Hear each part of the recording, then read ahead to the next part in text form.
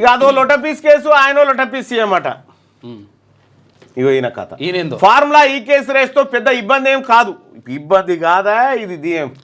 దీని ఏమంటారు, మోటు సామెత ఉంటుంది తెలంగాణలో. వీడికి వచ్చి మళ్ళీ వెనుక పోయింది కానీ దొంగది కాదు, దొడ్లేకి రాదా. అదో లొటపీస్ కేసు, ఆయన లొటపీస్ సీఎం అట. సిగ్గుందా ఏమన్నా? కేటీ రామారావు చేసి తప్పు చేసి బట్టబగటీలు దొరికి అడ్డంగా దొరికిపోయి లొటపీస్ సీఎమా? ఆ లొటపీస్ సీఎమే, ఆ లొటపీస్ సీఎం ఏది, ఆ లొటపీస్ సీఎమే చేయమన్నాడా నేను? మీకు లొటపీస్ అనే పదానికి మీ కుటుంబం సరిపోతుందేమో. మీ నాయన చెప్తా అనుభవించాడు కదా అంతకుముందు. నువ్వు ఆయన లొట్టపీసు సీఎం అట. మీ నాయన ఒక సీఎం కుర్చీకి నువ్వు చేస్తున్న కథగిది. ఈ కుర్చీని అడ్డం పెట్టుకునే కదా మీరు ఈ లొటపీస్ పనులు చేసింది. ఈ లొటపీస్ కుర్చీ కదా ఇప్పుడు సిగ్గుందా కేటీ రామారావు గారు? ఏమన్నా నేను అడుగుతా ఉన్నా. చేసినే రీద్దెక్కువ పనులు, రీద్దెక్కువ పని చేసి ఏది బురదల బొరిన పంజట, ఏది వెనకట గోడలు ఉంటుండే, తెల్ల గోడలు, సున్నం గోడలు, ఇట్లా రాసుకుంటా పోయిందట. అది ఉంది నీ కథ. బురదల బొరిన పంది, తెల్ల సున్నం గోడలని ఖరాబు చేసినట్టుంది నీ కథ. ఏమన్నా బుర్ర ఉండాలి. అరే ఇప్పటికే దొరికిపోయినావు, అయిపోయింది. పట్టబాగా తీరి దొరికిపోయినావు. అటు నీతో పనిచేసిన అధికారులు కూడా అంతా నీదే తప్పు, నువ్వు చేయంగానే మేము చేసినామని చెప్పి అధికారులు దిక్కు చెప్తా ఉన్నారు. ఐఏఎస్ అధికారులు ఇంత పట్టబగటీలి పచ్చిగా దొంగతనం చేస్తూ దొరికిపోయినటువంటి నువ్వు మళ్ళా ఇవాళ సుధపూస మాటలు మాట్లాడి లొటపీస్ కేసు, లొటపీస్ కథ అని చెప్పి చెప్తా ఉన్నావు. లొటపీస్ కేసే గానా పెద్ద నువ్వు ధైర్యవంతుని గానా? హైకోర్టు చెప్పిందిగా నువ్వు అడ్వకేట్ లేకుండా పోవేస్తున్నాం లోపడి చూద్దాం. లొట్టపీస్ కేసుకే గడగడ వణుకుతున్నావు. ఇంకా అసలు ఏవి తాటి చెట్టు కేసులు ఇంకా పెద్ద పెద్ద తాటి ఇంకా ఆడికి రాలేగా. అసలు ముఖ్యమంత్రి రేవంత్ రెడ్డి గారు స్టార్ట్ చేసిన కేసు కాదు ఇది. ఇంకా ఈ రాష్ట్ర ప్రభుత్వం కాదు, వీళ్ళే ఈ మునగాలు ఏం అసెంబ్లీలో తోడు డబ్బుంటే ఎంక్వైరీ చేస్తున్నా అన్నాడు. అయిపోయా. మీరు తోడలు కొడితేనే కదా ఎంక్వైరీకి ఆదేశించింది. జగదీష్ రెడ్డి అడిగితే కరెంట్, అప్పుడు జగదీష్ రెడ్డి కరెంట్ గురించి దమ్ముంటే ఎంక్వైరీ అంటే ఎంక్వైరీ కమిషన్. ఓఆర్ఆర్ మీద ఎవరు హరీష్ రావు గారు దమ్ముంటే ఎంక్వైరీ అంటే ఎంక్వైరీ నడుస్తుంది. అంటే హరీష్ రావు ఎందుకు అన్నాడో తెలుసు. హరీష్ రావు అన్నది బామ్మారిని ఇరికిస్తందుకు అన్నాడు ఎంక్వైరీకి. సరే అన్నాడు, అయిపోయింది. ఈ ఉన్నతానుండక దమ్ముంటే కాళేశ్వరం పర్యబట్టిన ఎంక్వైరీ మీరు అడిగిన పనే ముఖ్యమంత్రి గారు చేస్తూ ఉన్నాడు కదా. ఆయన సొంతంగా ఇంకేం పని మొదలే పెట్టలే. మీరు చేసిన అవినీతి మీద మీరు అడిగిన పని చేస్తూ ఉంటేనే మీకు ఇగో ఇది కథ.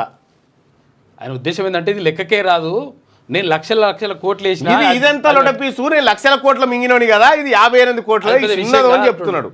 అంతే ఆయన ఉద్దేశం. అది దాని గురించి బీఆర్ఎస్ నేతలు ఎవరు ఆలోచించొద్దట. దయచేసి నీ మాటగా నేను చెప్తా.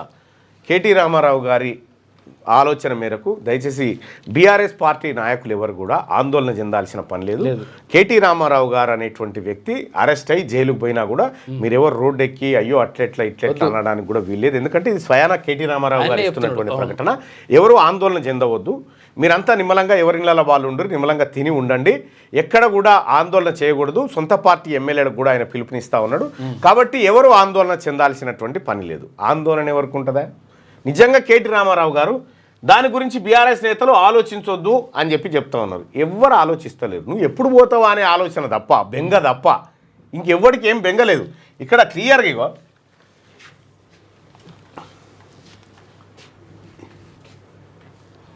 ఇక్కడ క్లియర్గా మీరు తమరు ఎప్పుడు పోతారా అనేది ఇగో ఏసీబీ విచారణకు హాజరు కాబోతున్న కేటీఆర్ తిరిగి ఇంటికి వస్తాడా, జైలుకు వెళ్తాడా అంటే 180% మందికి నువ్వు ఇంటికి వచ్చుడు ఇష్టం లేదు. మళ్ళా 180% మందికి నువ్వు ఇంటికి వచ్చుడు ఇష్టమే లేదు. బహుశా ఏసీబీ అధికారులు ప్రజలను కూడా మన్నించాలి. మీరు అప్పుడప్పుడు మీరు ఏదో ఉదారభావంతో చట్టాలు ఇట్టాలని పోతా ఉంటే ప్రజలను గౌరవించుకోవాలి కదా.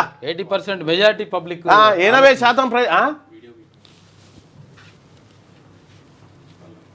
ఏంది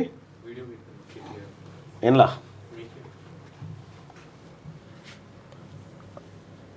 ఏంటి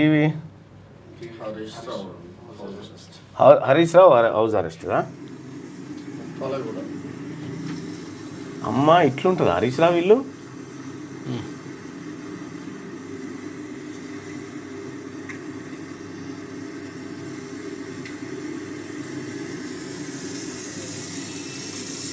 అగో కేటీ రామారావు గారు మీ అంతరాత్మ, నువ్వే అడుక్కో ఇక. మీ అంతరాత్మ అదేదో సినిమాలో ఇంకో ఉంటుంది చూడు, మీ అంతరాత్మ బయటకు వచ్చి తప్పు చేయనోడు భయపడు ఎందుకు అంటుండు, మీరేమో గద గద ఉరికిపోబడుతుంది ఈడ. కార్యకర్తలంతా ఒక్కో కేసీఆర్లా మారి సర్కార్పై పోడారంట. నువ్వు దొంగతనం చేస్తే కార్యకర్తలు సపోర్ట్ చేయాలి. ఏం అవసరం చేసిన నువ్వు కార్యకర్తలకు చెప్పేసేసినావా ఇదంతా? కార్యకర్తలకు చెప్పేసేసినావా ఇట్లా 58 కోట్ల రూపాయలు చీకట్లకైనా పంపిస్తున్నారు అబ్బాయి అటుకని ఏ అనుమతి లేకుండా మీ సొమ్మే పంపిస్తున్నాను కార్యకర్తలకు చెప్పినవా? నువ్వు దొంగతనం చేస్తే కార్యకర్తలు ఎందుకు బాధ్యత వహిస్తారా? కార్యకర్తలు 2 లక్షల బీమా పెడతా అని చెప్పేసి బీమా వేయలేదట. టీకా వాళ్ళ దగ్గర సైనికుడిని నేను ఈ కేసు నుంచి తప్పకుండా బయటపడతా. నువ్వు సైనికునివా? ఏం సైనికుడు? సైనికుడు దొంగతనం చేస్తాడా? ఆయన దొంగ సైనికుడు. దొంగ సైనికునివా నువ్వు దొంగ సైనికునివి. చూసుకోవడానికి మంచి లీగల్ టీం ఉందని ధీమా మనం ఎన్ని తప్పులు చేసినా చూసుకోవడానికి ఉంది. ఏ కార్యకర్తకు ఆపద వచ్చినా పార్టీ అండగా ఉంటుందని చెప్పి హరీష్ రావు. నేను కార్యకర్తలంటే కార్యకర్తకు అండగా ఉంటా అంటే వీళ్ళ భావజాలం ఏంది? ఈయన కార్యకర్త కిందికి దిగదా? ఈ కార్యకర్త నేను కార్యకర్తలని ఈయనంటే ఏ కార్యకర్తకు ఆపద వచ్చినా అండగా ఉంటాం అంటే ఇప్పుడు వీళ్ళు ఏం చెప్పదలుచుకురంటే కేటీ రామారావు లోపలికి పోగానే తెలంగాణ రాష్ట్రంలో విధ్వంసం సృష్టిస్తే భయపడకుండా విధ్వంసం సృష్టించారు, మేము అందరం అండగా ఉంటాం అనేటువంటి భావన చెప్తున్నారు అన్నట్టు హరీష్ రావు గారు. ఓ పని చేయరు హరీష్ రావు గారు, మీరు కానీ కవిత గారు కానీ కేసీఆర్ గారు కానీ ఆయన పేరు సంతోష్ రావు హ్యాపీరావు గారు కానీ మీరందరూ కూడా రోడ్లు ఎక్కువ. ఫస్ట్ కార్యకర్తల ఇంట్లో మరి సాల్ అంతే. కార్యకర్తలారా మీరు ఇండ్లలో ఉండురి, మేము కొట్లాడతామని ఈసారి రారి మీ కుటుంబం అంతా, మీ సిపాయిలంతా దిగురి. సైనికుడు అంటుండగా ప్రజల్ని రెచ్చగొట్టుడు, మీ పబ్బాలు గడుపుకున్నాడు. కేటీ రామారావు దొంగతనం చేస్తే బీఆర్ఎస్ పార్టీ కార్యకర్త 10 ఏళ్ల పాటు మిమ్మల్ని భుజాల మీద మోసి వాళ్ళ భుజాలు కాయలు కాసే మొన్న దించిరు. ఇక దిగురి సరిపోతుంది అని చెప్పి మీ పార్టీ కార్యకర్తలే దించిరు. మిమ్మల్ని దించిన తర్వాత మేము మళ్ళీ ఎక్కుతాం మళ్ళీ మోయిరు అని చెప్తున్నారు వీళ్ళు. ఇంకెన్ని రోజులు మోస్తారు వాళ్ళు? ఇలా కాకపోతే వస్తే మీ కాకపోతే పార్టీ బీఆర్ఎస్ పార్టీ కార్యకర్త కాకపోతే వస్తే మీరు వచ్చిన ఆరాయనడన్నా పట్టించుకోరట్లా, నన్ను పట్టించుకురా. ఇదే బీఆర్ఎస్ పార్టీ కార్యకర్తకు ఆపద వస్తే ఇదే క్యూ న్యూస్ స్టూడియోలో నిలబెట్టి ఆ కార్యకర్త ఆపద తీర్చింది మేము. మీరు పట్టించుకోక మీరు ఇడిచిపెడితే ఆ రోజు ఒక సిఐ గారు విపరీతంగా కొట్టే ఎవరిని బీఆర్ఎస్ పార్టీ కార్యకర్తను విపరీతంగా కొడితే నేనే లైవ్లో మాట్లాడినా. ఆ రోజు ఆ సిఐ గారికి నేను ఫోన్ చేసిన, డైరెక్ట్ లైవ్లో ఫోన్ చేసి ఎందుకు కొట్టిరండి ఈ తీరుగా అంటే నేను కొట్టలేదు అన్నాడు. మరి కొట్టిన బావుడు కావేవాడని అడిగిన. అలా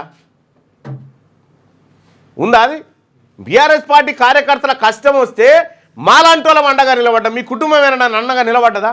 ఎంతమంది బీఆర్ఎస్ పార్టీ కార్యకర్తలు ఒక్కసారి కలవాలి కేసీఆర్ని, ఒక్కసారి కలవాలి రామారావుని, ఒక్కసారి కలవాలి కవితని ఎంతమంది బోరు నేడ్చిరు, ఎంతమంది మీ పేర్లు చెప్పి సూసైడ్ చేసుకురు, ఎంతమంది బీఆర్ఎస్ పార్టీ కార్యకర్తలు జెండా మోసినటువంటి వాళ్ళని పక్కకు పెట్టి, తెలంగాణ ఉద్యమం చేసినటువంటి వాళ్ళని పక్కకు పెట్టి దొంగల ముఠాను దోపిడి ముఠాను ఎంటేసుకొని తిరిగి మీరు అధికారంలో ఉన్నంతసేపు ఇలా మీకు ఆపద రాగానే మళ్ళీ వీళ్ళంతా రావాలనా?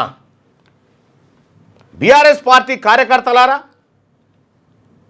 ఓసారి వాళ్ళకు కూడా ఎదురుగాని అప్పుడే తెలుస్తుంది మీ వాల్యూ. ఓసారి వాళ్ళకు కూడా తలిగితే తట్టు మీకు కూడా తెలుస్తుంది.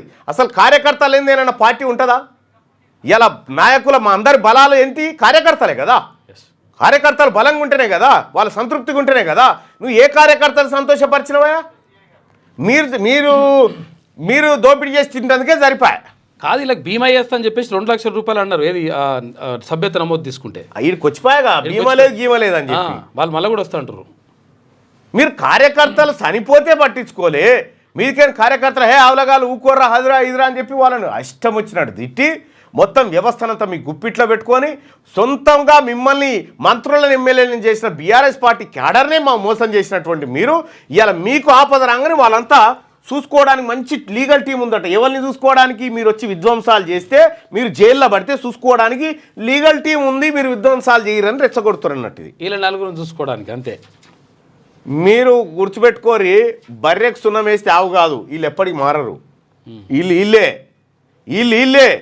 బీఆర్ఎస్ పార్టీలో మిగిలిన మిగిలినటువంటి కొంతమంది కార్యకర్తలు ఎవరైతే ఉన్నారో వాళ్ళకు కూడా చెప్తా ఉన్నాం, అనవసరంగా వీళ్ళని నమ్ముకొని వీళ్ళేమైరు? వీళ్ళని నమ్ముకొని కేటీ రామారావును నమ్ముకొని అరవింద్ కుమారు, ఈ బిఎల్ఎన్ రెడ్డి, ఆ తర్వాత ఈ కాళేశ్వరం ఇంజనీర్లు వీళ్ళంతా ఏమైరు?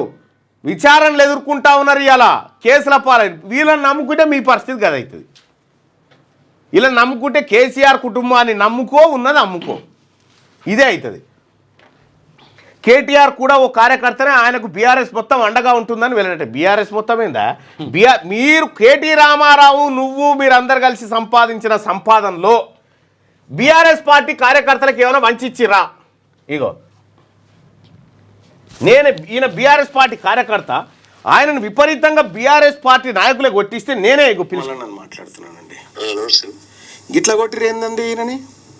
నేనేం కొట్టలేదు, నాకు నేనేం కొట్టలేదు అంటున్నా. మరి కొట్టిన బాడుకావెవడు? అవన్నీ అట్లా మాట్లాడద్దు కానీ మీరు కానప్పుడు మీకేం ఇబ్బంది అవుతుంది?